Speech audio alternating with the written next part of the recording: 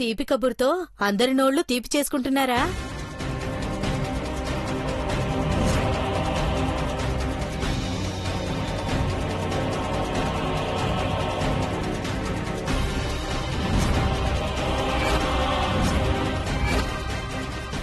తీపి కబురేంటి రంగమ్మా?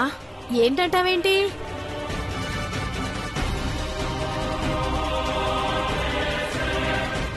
ఈ ఇంటికి వారసుడు రాబోతున్నాడు కదా.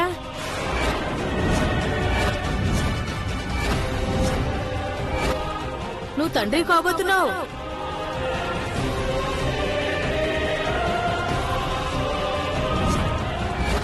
ఊళ్ళోనేమో ఉత్సవాలు, ఇంట్లోనేమో పండగ.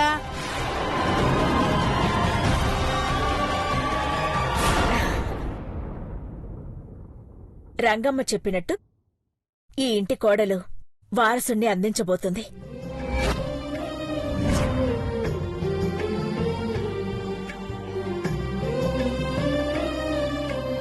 ఆ సంతోషంలో ఎన్నిసార్లు మా నోరు తీపి చేసుకున్నా తక్కువే. ఇంటికి వారసుడు వస్తున్నాడు కదా, చాలా జాగ్రత్తలు తీసుకోవాలి. అది చెప్దామనే వచ్చాను.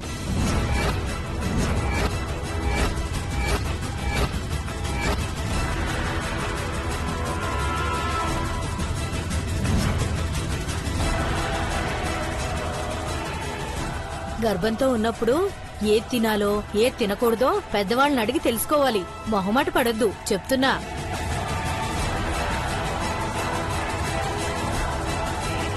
మునగాకు, బొప్పాయి పళ్ళు అస్సలు తినకూడదు. ఇంట్లో కవి తీసుకురారు, తెచ్చినా మేం తినమవ్వా. అదే చెప్తున్నాను, మన జాగ్రత్తలు మనమే తీసుకోవాలి. బిడ్డ బాగా పెరగాలని కసరాకు తీసుకొచ్చాను. దీన్ని రాత్రి ఉడికించి ఆ నీళ్లు తాగించండి. తీసుకోమ్మా.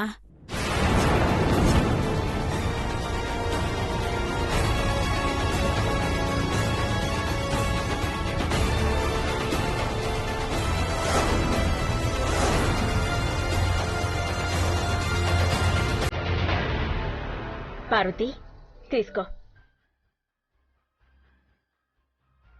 అమ్మగారు, నువ్వైతే రంగమ్మ చెప్పినట్టు మర్చిపోకుండా జాగ్రత్తలు తీసుకుంటావు.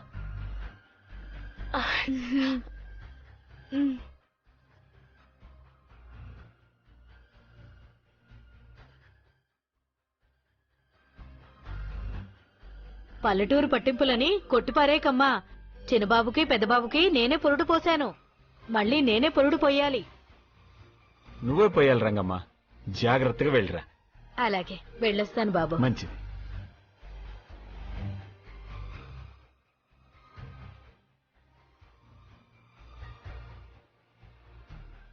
ఈవిడ హస్తవాసి మంచిది. ఐశ్వర్య డెలివరీ ఈ ఊళ్ళోనే చేయిద్దాం.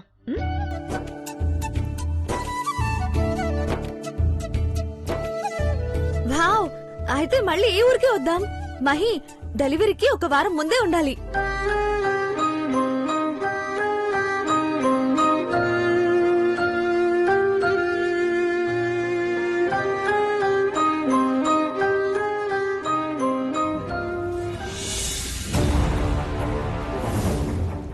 ఇంట్లో పండగలు పబ్బాలు చూడ్డానికి మనం వచ్చింది.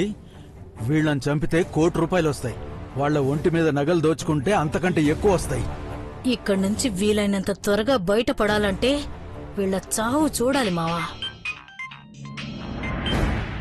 ఆహా ఏమి రుచి తినరామై మరచి.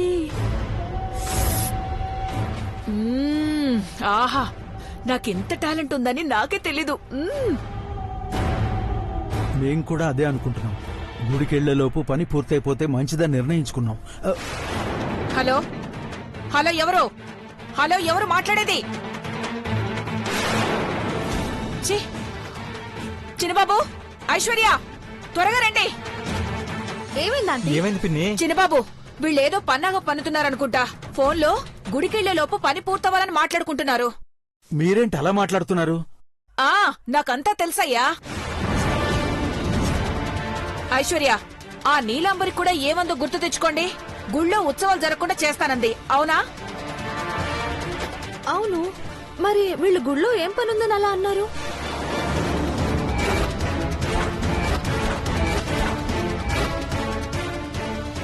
అమ్మా, మీరు మమ్మల్ని అనుమానించేలా ఉంటే ఇంత విషం కలిపి ఇవ్వద్దమ్మా, అందరం కలిసి తాగి చచ్చిపోతాం. అవునమ్మా, ఇంత చేసి చెడ్డ పేరు తెచ్చుకున్నట్టయింది.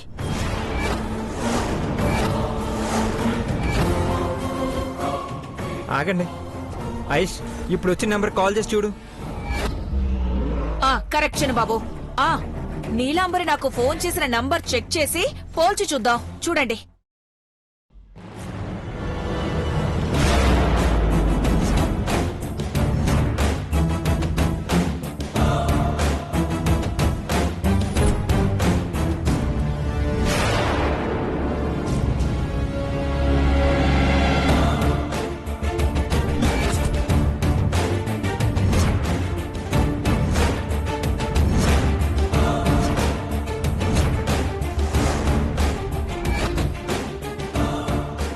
కాదంటీ, ఈ నంబర్ వేరు ఆ నంబర్ వేరు.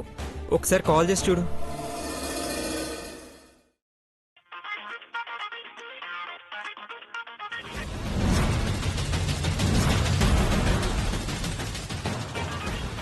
ఓహో, మా వాళ్ళని అనుమానించి నాకు ఫోన్ చేస్తున్నారా? ఇప్పుడు మీకు డమ్కి ఇస్తాను చూడండి. ఏరా రంగా, ఇప్పుడు ఫోన్ చేస్తేవేటి?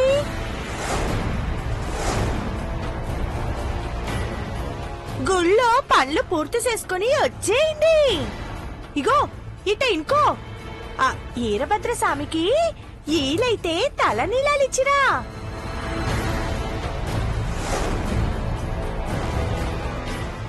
సిగ్గుపడమాకయ్యా, నీకు నీ పెండ్లానికి పిల్లలవుతారు. సరేనా? మరి మంచిదుంటాను.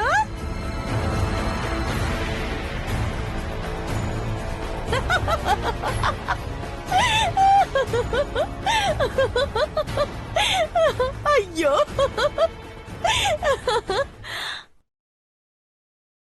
పిచ్చి భవానీ ఆంటీ, నీలాంటి వాళ్ళని ఎంతమందిని చూడలేదే. ఎవరు? నీలాంబరేనా? కాదు, ఎవరో ముసలావిడ. మా పెద్దమ్మ అమ్మగారు. అయితే వీళ్ళని అనుమానించక్కర్లేదు ఐశ్వర్య. అస్తమానం అనుమానించకూడదంటీ. ఎదిగోండి, మేము వెళ్ళొచ్చా అమ్మగారు? వెళ్ళండి, తీసుకోండి ఆంటీ. పిన్ని, అనవసరంగా అందరినీ టెన్షన్ పెడతావు. మామకి తెలిస్తే ఎందుకు ఇలా అవమానించి వేధిస్తున్నావని కోప్పడుతుంది. అందర్నీ అనుమానిస్తేనే జాగ్రత్తగా ఉంటాం చిన్నబాబు. కానీ ఇంట్లో వాళ్ళని కాదాంటీ. పదండి.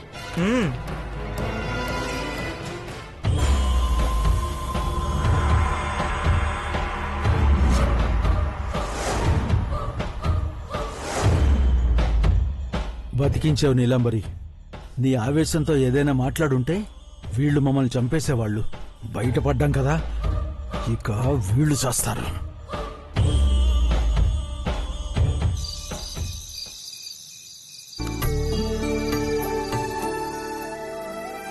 నమస్కారం అమ్మా.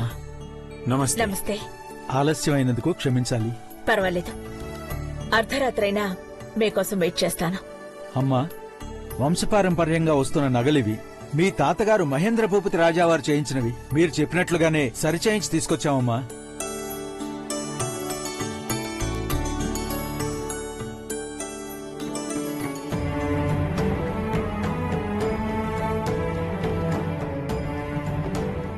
సంతోషం. రేపు గుళ్ళో జరగాల్సిన అన్ని కైంకర్యాలు టైంకి జరగాలి.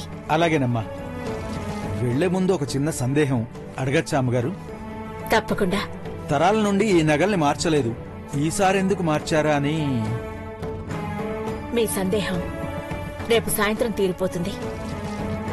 ఆందోళనకి బదులు ఆనందపడండి. వెళ్ళండి. మంచిదమ్మా.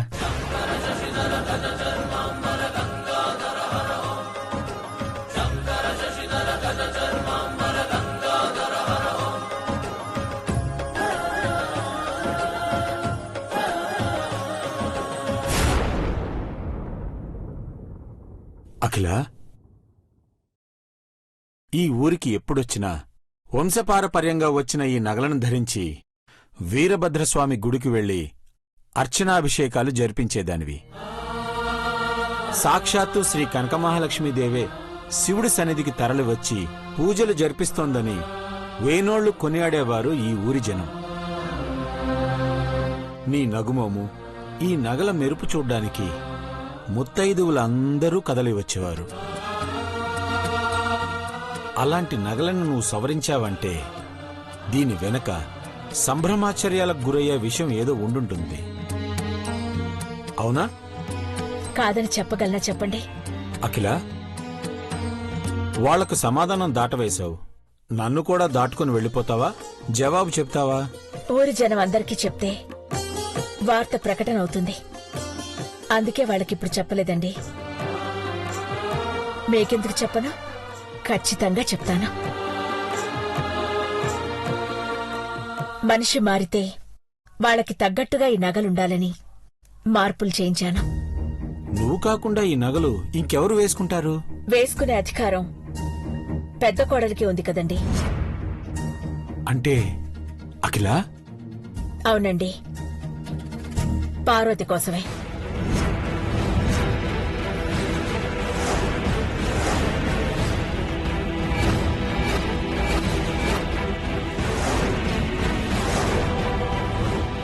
నేను విన్నది నిజమేనని ధృవీకరించుకోవడానికి నన్ను నేను గాయపరుచుకోవాలి అఖిల? అవసరం లేదండి. ఇది పచ్చి నిజమని నొప్పితో ఒప్పుకోవడం ఎందుకు? మీరు విన్నది అక్షర సత్యం. మేగోటి పార్వతి ఘట్టమనేని పార్వతిగా, ఈ ఇంటి పెద్ద కోడలిగా, సిరి సంపదలు ఒలికించే అష్టలక్ష్ములుగా రేపు ఈ నగలను ధరించి కలసం పట్టి తొలి అడుగు వేయబోతోంది. పెద్ద కొడుకు ధర్మపత్ని పార్వతి అని కళ్లార్పకుండా చూసే జనం దారి పొడవునా ఉంటారు. అఖిల, నువ్వే పార్వతిని పెద్ద కోడలుగా ఒప్పుకుంటున్నావా? నిజమా? ఆశ్చర్యంగా ఉంది.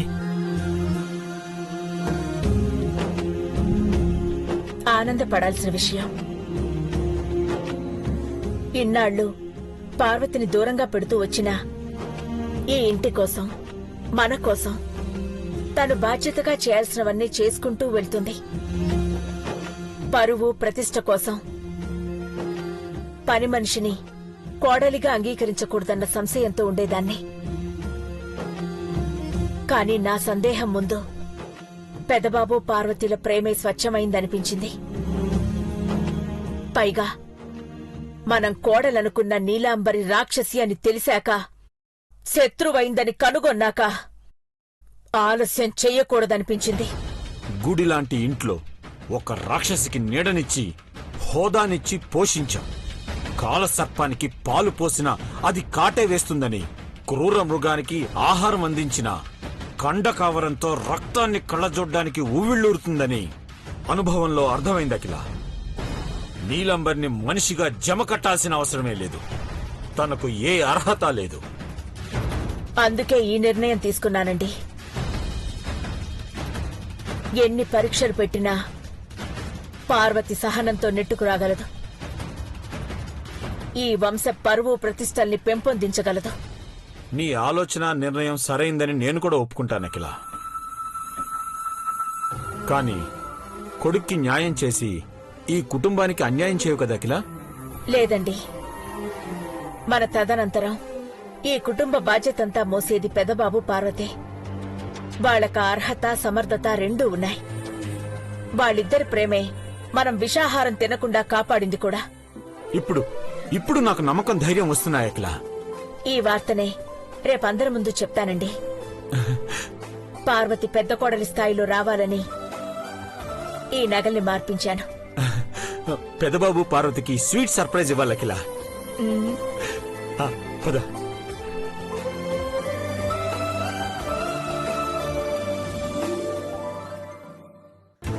అన్ని సూట్లు ఎతికినా కానరాదేంటి? ఎవరు తీసుంటారు? సిన్నమ్మాయి గారు అడిగినా తీసుకోరు. పెదబాబు గారు మంగం ఇచ్చిన మూటేదని అడిగితే ఏం చెప్పాలి? వెళ్ళి పెదబాబు గారితో మాట్లాడాలి. పెదబాబు గారు, అయ్యో పెద్దబాబు గారు మీరేం చేస్తున్నారు? శ్రీమతి గారు వచ్చారా? రండి. అదేంటట్ట మాట్లాడుతున్నారు గారు సారు అని? ప్రతిరోజు నువ్వు చేసే పనులు నేను చేస్తే తప్పేముంది? ఈ రోజు నువ్వు మేడంవి, నేను సర్వెంట్ని. నేను సేవ చేస్తాను, ఓకేనా? ఏమొద్దు, మీరే మీరు తలెత్తి చూసేంత ఎత్తులో ఉన్నారు పెద్దబాబు గారు. ఇట్లాంటి పనులు చేయకూడదు. ఎవరైనా చూస్తే చూస్తే చెప్పేస్తాను. ఆ? నా శ్రీమతి కడుపులో పెరుగుతున్న పాపాయి కోసం ఈ తండ్రి చేస్తున్న సేవ అని. హ్మ్, ఇందాక అమ్మగారికి తెలిసిపోతుందని ఎంత కంగారు పడ్డానో, ఇప్పుడేమో ఇట్ట అంటున్నారా? పార్వతి, ఎన్ని రోజులు నువ్వు ఎన్ని కష్టాలు పడ్డావో నాకు తెలుసు. నేనెప్పుడు అవి మర్చిపోలేను. ఇలాంటి టైంలో కూడా నువ్వు సుఖంగా ఉండకపోతే ఎలా చెప్పు? ఈ 9 నెలలు మన ప్రేమకి ప్రతిరూపాన్ని నీ కడుపులో భద్రంగా మోస్తున్నావు. నువ్వు అంత బాధ్యతగా ఉన్నప్పుడు నేనెలా ఉండాలి? దా రా పార్వతి, కూర్చో. పెద్దబాబు గారు కూర్చో. మీరింటి కింద కూర్చున్నారు, నేను కూర్చుని. వద్దు పార్వతి, నువ్వు ఇక్కడే కూర్చోవాలి. పెద్దబాబు గారు ఇక నుంచి నీ పనులని సగం నేనే చేస్తాను. ఇంకో విషయం ఏంటంటే, ఇక వంట పనులు నువ్వు చేయడానికి వీల్లేదు. మన పాపాయి కోసం. మీరు ఎన్ని చెప్తున్నారు, కానీ నేను మంగం ఇచ్చిన మూటని పోగొట్టుకున్నాను పెద్దబాబు గారు. అదెక్కడికి పోలేదు పార్వతి. మన బుల్లి రాజావారి కోసమని ఆ మూట నేనే తీసుకొచ్చి అందులో ఆకులు మరిగించి కషాయం రెడీ చేశాను. ఆ పని మీదా? మ్మ్. మీరు ఇట్లాంటి పనులు చేసి అమ్మగారులకి తెలిసేలా చేస్తారనుకుంటా. పర్లేదులే, చెప్పకపోయినా అందరికి అర్థమైతే అంతకన్నా ఆనందం ఏముంటుంది? నువ్వు నాకిచ్చే గొప్ప బహుమతిని నేను ఎంత జాగ్రత్తగా చూసుకోవాలి చెప్పు?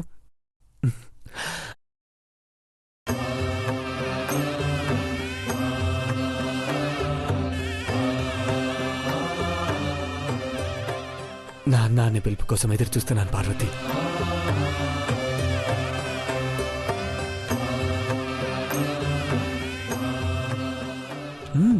మా అమ్మని బాగా చూసుకోమని వారసుడు నాకు చెప్తున్నాడు పార్వతి. మీకు బానే చెప్పారే, నాకెవరు చెప్పలేదే. రోజు పార్వతి అని కలవరించేటోళ్ళు ఇప్పుడు బాబు పాపాయి వారసుడు అని చెప్తున్నారు. ఇన్నాళ్ళు నీ వెంట పడ్డందుకే కదా ఆ పిలుపు వినే భాగ్యం దక్కింది. ఆహా, అట్టాకైతే ఆ పిలుపు కోసమే చూడండి, కానీ నా వెంట పడొద్దు. అయ్యో, ఇదేం ఫస్ట్? అంతే, ఇది ఈ యువరాణి ఆర్డర్. సరే, ముందు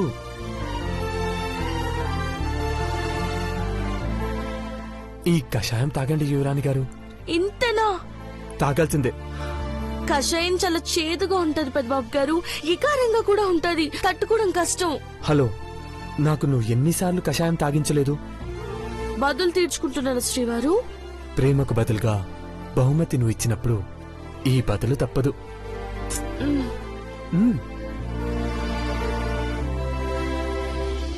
ఒక నిమిషం పార్వతి. ఏమైంది? అబ్బా, పర్మ చేతిగా ఉంది, ఒక్క చుక్క కూడా తాగలేం. వదిలి పార్వతి, పక్కన పెట్టేద్దాం. ఇటు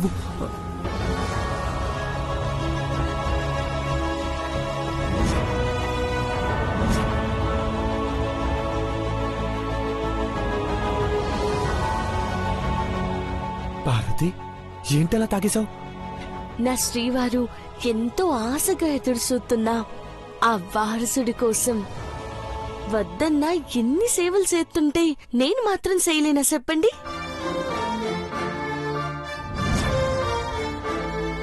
అంత చేతిగా ఉంది కదా పార్వతి, ఎలా తాగావు? నేను ఒక్కటే అనుకున్నాను, ఇది తాగేస్తేనే పెద్దబాబు గారు నన్ను మెచ్చుకుంటారని.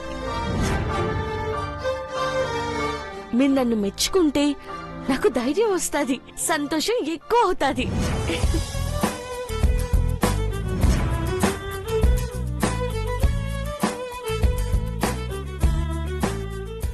ఏడలేని ప్రేమ